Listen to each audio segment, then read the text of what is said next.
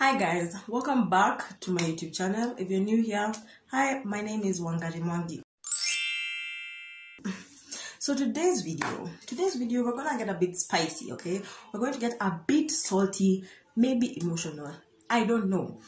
But a few days ago, I sat down to film a video, like strategies for the SAT, how to study for the SAT. You know, trying to be relevant, trying to put out relevant content and help people. You know, that's what I'm here to do. But I couldn't know. I was just like, really, Mwangi, you're going to put out content about helping people go to a country that clearly doesn't want international students.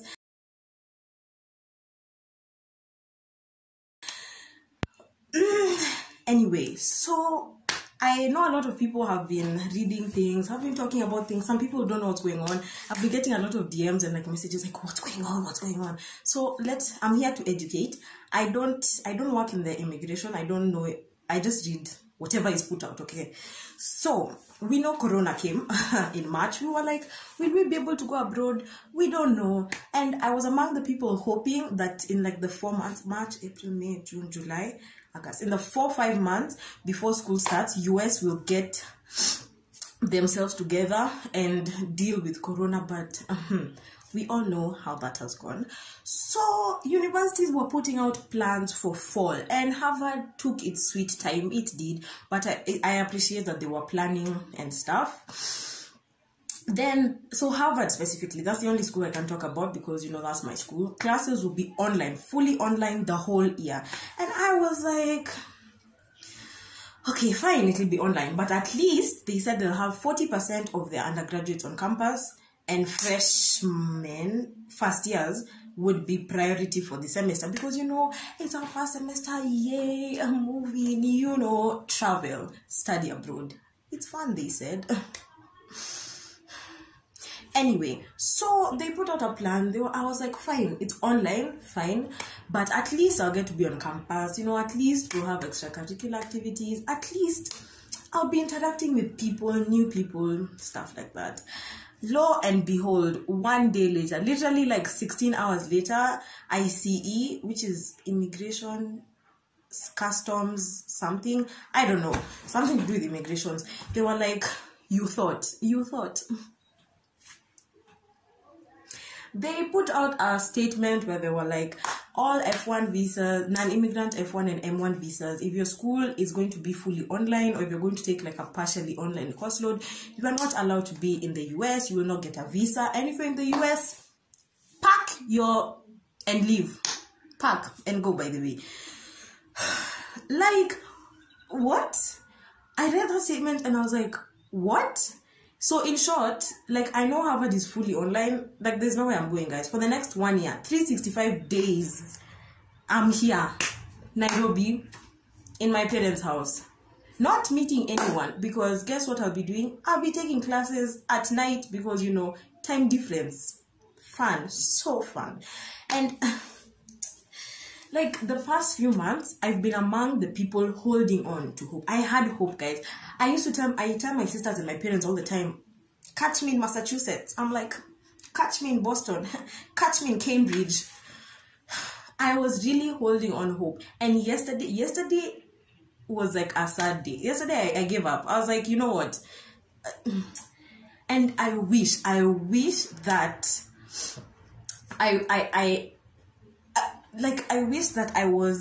I looked forward to going to Kenyan universities. I wish I could be like, oh, Harvard, no thank you, I have University of Nairobi. Oh, Harvard, no thank you, I have JKUAT. And it's not like JKUAT or UN, there's a problem.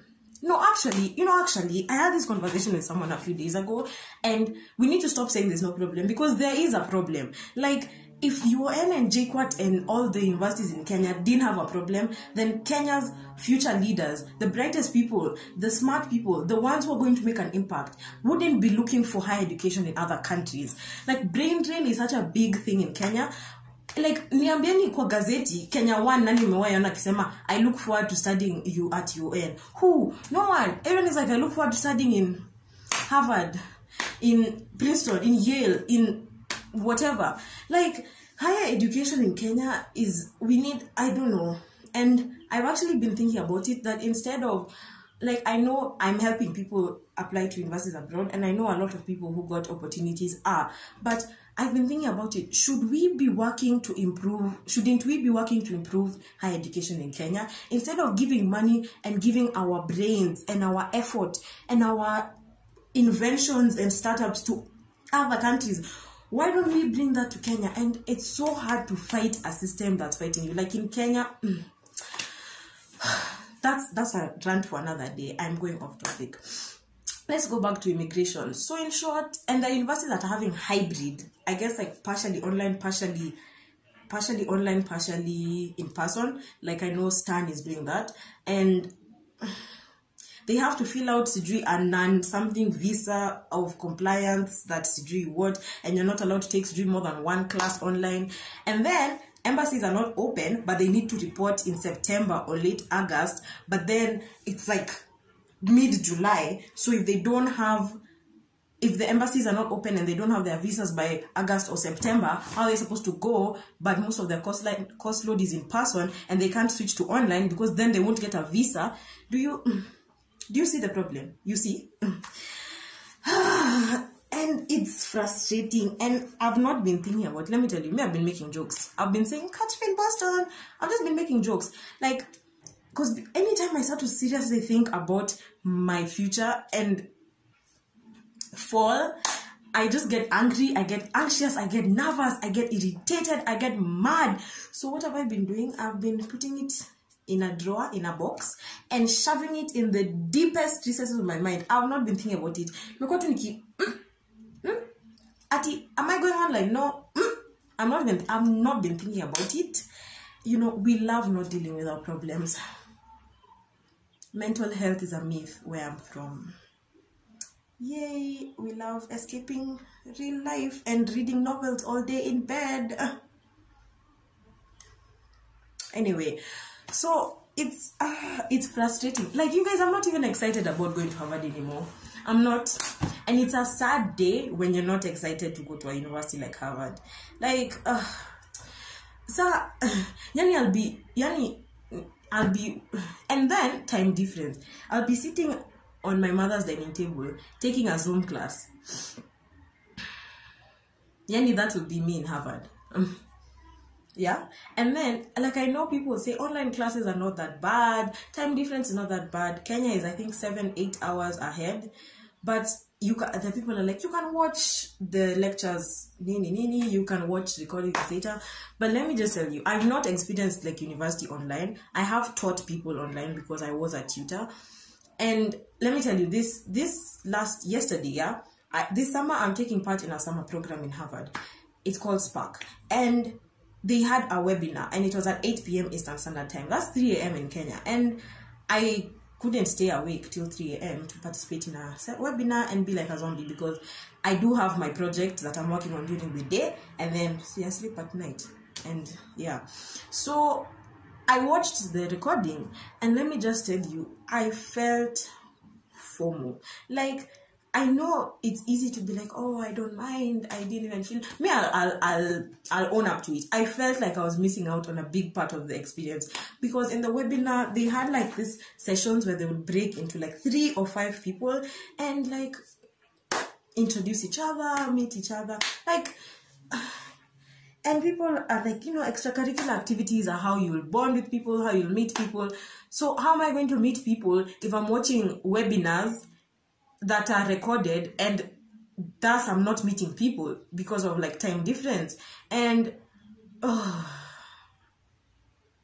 it's just, I don't know.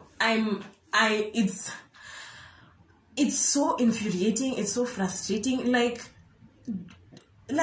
and the universities have spent time planning. They've found plans for us to get there.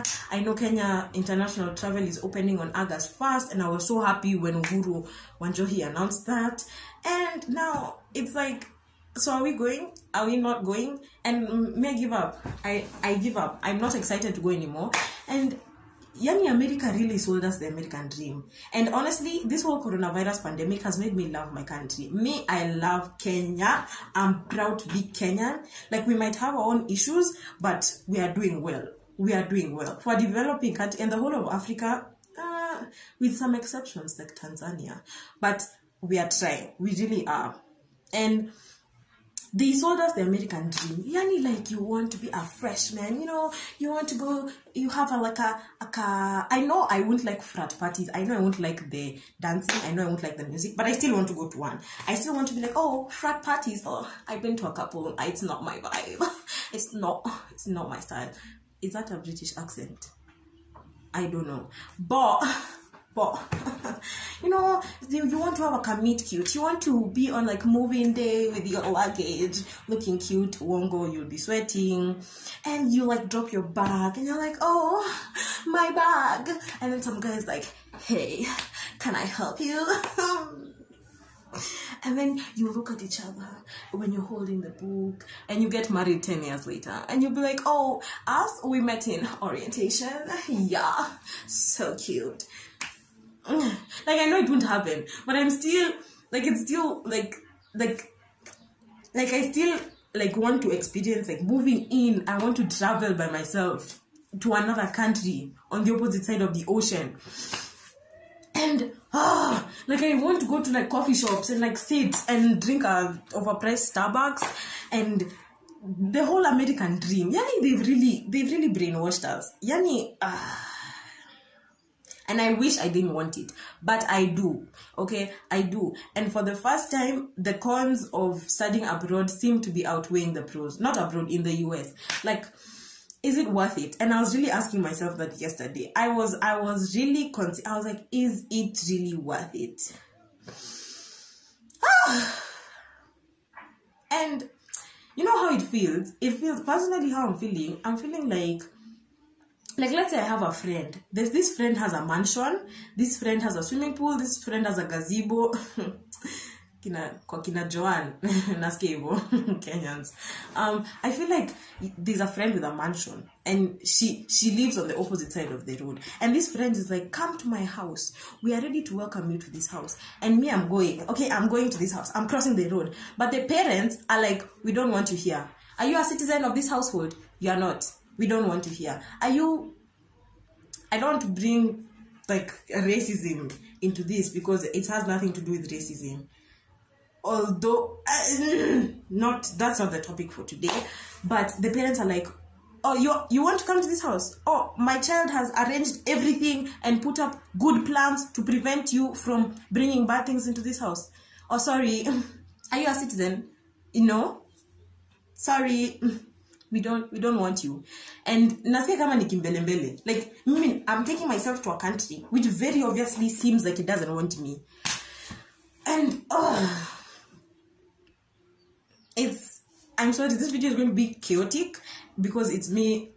I'm partially ranting stroke educating, and I'll put the links to all the articles. And then, oh my god, I can't believe I forgot to say this. So the ICE put out the statement. Then Harvard and MIT filed a lawsuit. Did they file a lawsuit or they filed a petition? I don't know the law lingo, but they went to court and people are like, oh, it will be reversed. But like, it will be reversed when? What about all the people who are there right now and they are confused? Do I come home? Do I stay? And then you come home and then it's reversed. Then you have to go back.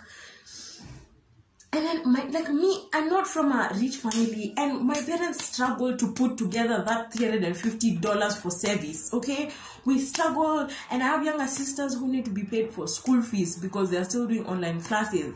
And then we put together, by then it came up to about 39,000 plus vaccinations and stuff. And then you do something like this.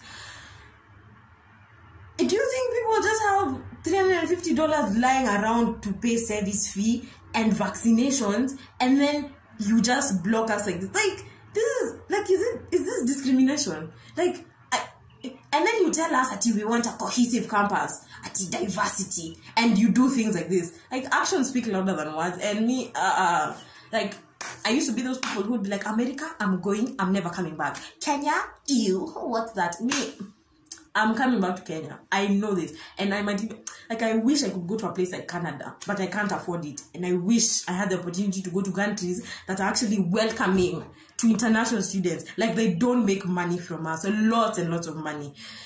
And I guess this is partially politics, because like I was reading and people were discussing about how Trump wants universities to fully open so that students can pay full tuition, but obviously because of CDC guidelines and WHO, they can't fully open, so they went online. So Trump, to force their hand to fully open, did this ICE stuff. And I don't know how true that is. It might just be a theory. And So to all my international students, to anyone who wants to apply to the US, these are the struggles you're going to go through. I know it sounds like, oh, I'm going to the US, how fun, how cute. There are ups, there are downs. And I guess, that's why I decided to start my channel, to document my process and to help people. So here I am documenting the truth. There are ugly times. Like this, I don't know. I gave up. Until now, I'm supposed to start choosing classes. But then the deadline is coming. It's like, I think August 14th or something, to pick classes to have online. Then you want me to be excited. Excited for what? And then another thing, once I start complaining, I realize how grateful I should be. I realize how these problems are such first world high class problems, and this is such a Kenyan thing. There's someone living in Dandora who has no electricity, who has no gas, who has no food. And I know the pandemic is causing a lot of economic crisis for people. People have lost their lives, their jobs, their livelihood. And then I'm a teenager over here complaining about university. And then once I start thinking like that, I close all my problems, I stuff them into a box and don't deal with them. This is why mental health in Kenya is not a thing. Now once I start thinking about people who don't have food and who don't have shelter, and it's a very valid problem, I start asking myself, are your problems really valid?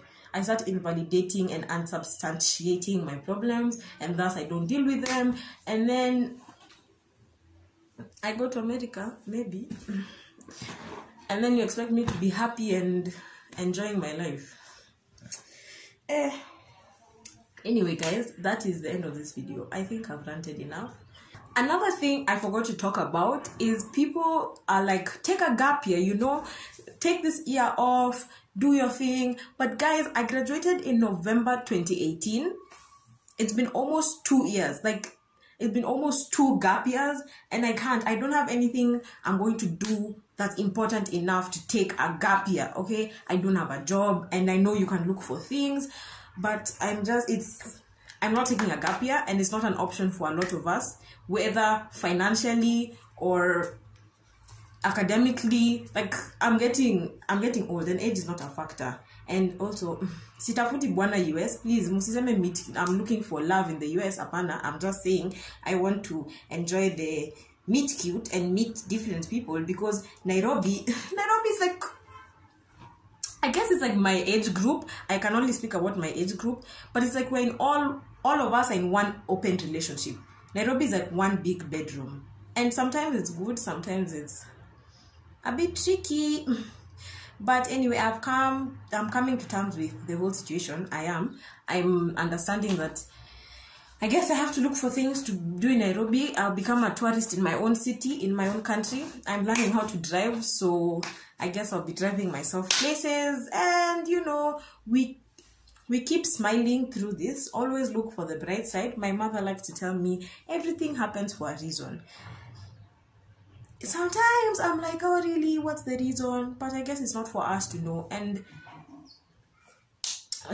the bright side, okay? Let us focus on the bright side. And I realized as I was editing, I realized this video is very negative, and sometimes negativity is important to talk about, but there's always a positive side. There's always a silver lining. Out of all the universities in the world to be online in, Harvard is the best, in my humble opinion. So I am grateful that I'm in such a university, and I'm grateful that I have a roof over my head. I have food. None of my family is healthy. My sisters are in school. My parents can afford to pay for me all these things that I need, and I'm grateful. And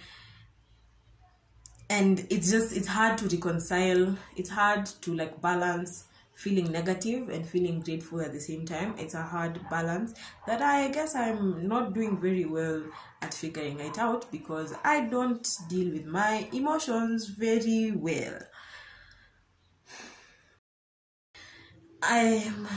It's a struggle, and I guess we'll see what happens. We'll see, because we have no control over anything. And I guess I'll just sign up for my classes. I'll continue doing my summer project. But this is not the college experience I signed up for.